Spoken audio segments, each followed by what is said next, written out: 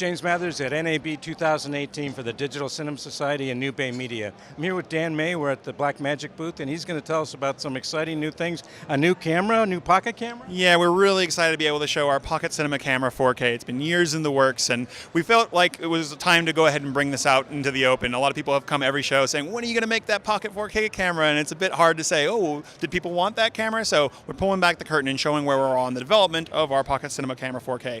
Obviously, it is an Ultra HD camera. We'll do HD as well. And it really is the successor to the Pocket camera, even though it's a bit larger, has the MFT size lens, has the 13 stops of dynamic range. But we've added all the improvements that we've taken over the years as our camera manufacturing has continued to develop. So you'll see things like it's got a 4/3 size sensor, a larger sensor. You'll see things like having dual ISO, native ISO. So being able to go up to 25,600 in ISO range would be our best low light performing camera that we've ever had. But features such as just being able to have a still button to be able to record to it still, having a record button on the front. We figure a lot of people are doing vlogging where they just want to hit the button and record. But a lot of practical features like being able to have dual slots. So we have an SD card slot and a CFast card slot so that we can go ahead and say, look, I want to use cheap media for HD recording, but I need to use faster media for Ultra HD. And particularly if we want to go up to the 60 frame rates of Ultra HD, and we have the 120 frame rates of windowed HD mode as well.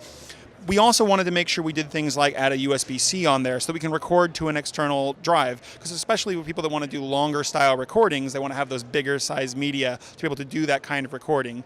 Lots of little features that we'll find around, like the larger 5-inch screen, all touchscreen driven, being able to load LUTs, full-size HDMI output, XLR output with phantom power. We have stuffed this camera full of features, and we've tried to keep that price down in that pocket camera range. It is $12.95, a little more than the original, but you get so much with that price. We've put a ton of work in it. There's still more work to be done. Hoping to be shipping these in September, and of course people can find more about this at the Blackmagic Design website.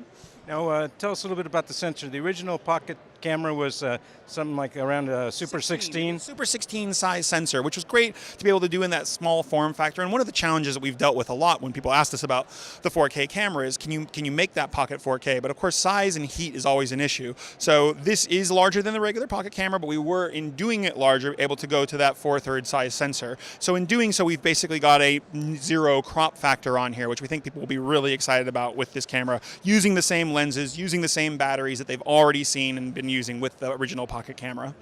And now can you tell us about Resolve? I understand Resolve 15 has a lot of, you're always throwing more things in there. Yeah, Resolve 15's got another huge release this year. You know, last year was a really big year. We had introduced a new Fairlight page into there, all of the new audio features. And we didn't have everything that Fairlight had, but we had a lot of it. This year we've got almost all of the rest of that, so much so that we're showing the full Fairlight panels out front, driving the entire system with all those Fairlight audio updates. But the big news this year is being able to have a whole Fusion page directly into Resolve. Fusion's, of course, our visual effects software that's used throughout Hollywood and prosumers alike.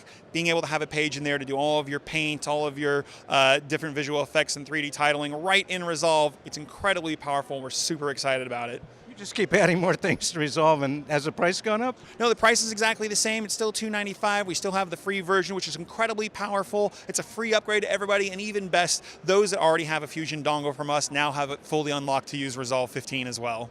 I wouldn't want to have a big post facility at this point with you guys offering all this stuff for practically nothing. Well, the good news for a lot of those guys is they also want to do things for less. And this is an industry where we need to educate people to be able to use these products, right? Some of the things that have been really challenging for the high end is finding good talent, because these tools have been so specialized. By kind of commoditizing them, they're able to find people that are using these tools at an earlier age and are proficient. They're not having to bring people in and train them on highly specialized tools. So it's a little love-hate, because yes, the products do become more affordable and they do become easier to access for a lot of people, but you also have a higher educated, better trained populace from which they can pull the best talent to work on the very high-end post-production. So, you know, the industry around us is changing, we're helping it change, we're trying to assist in its changing, and it's just part of the exciting time that we live in. Yeah, Resolve's so ubiquitous now, DITs can use it on the set and they can go all the way through their DI. Yeah, it's an incredible time to be able to say, look, I'm a student filmmaker, I can go everything from edit, color grade, Fairlight, audio, do my visual effects, and do all the, I really don't even know conform, but really deliverables. But if I am a post-production facility where I'm getting 5 or 6 people working on the same project, all within the same tool at the same time,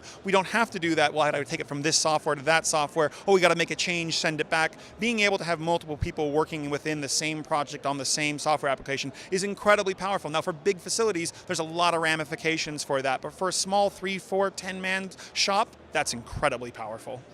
Thank you so much, Dan. You're very welcome, James.